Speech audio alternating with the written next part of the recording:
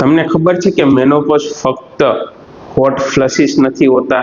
જો તમને રાત્રે ઊંઘ ના આવતી હોય, સાંધા દુખતા હોય અને નાની નાની વાત પર ગુસ્સો આવતો હોય, તો આ ત્રણેય વસ્તુ એક જ જગ્યાએથી કનેક્ટેડ હોય છે અને મોટા ભાગની મહિલાઓ આ વાત જાણતી નથી. દવાખાનામાં રોજ જ અમુક પ્રશ્નો સાંભળવા મળતા હોય છે કે ડોક્ટર, રાત્રે ઊંઘ જ આવતી નથી અને સવારે ઉઠું તો આખું શરીર જકડાઈ ગયું હોય ને એવું લાગતું હોય છે. આવું કેમ થાય? મને ખબર જ નથી પડતી કે હું આટલી કેમ ચીડચીડી થઈ ગઈ છું.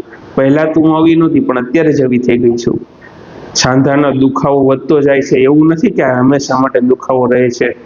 તો હવે ચાલો સમજીએ આપણે અસલી વાત. તમે વિચારતા હશો કે આ હોર્મોન ડ્રોપનું જ પરિણામ છે, પરંતુ અસલી રૂટ કોઝ એટલે કે એનું કારણ તમારા શરીરની એડેપ્ટેશન સિસ્ટમ કે જે સ્ટ્રેસ, ટેમ્પરેચર, ઇમોશનલ બેલેન્સને કરે છે.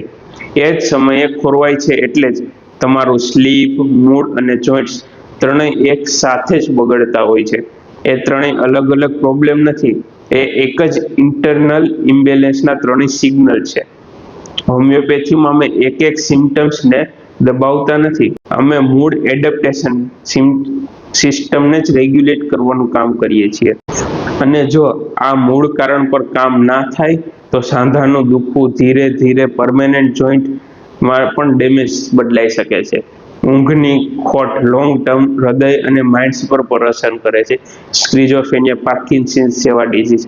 એટલે કે રાહ જોયા વગર આજે જ દવાખાનાનો સંપર્ક કરો છો.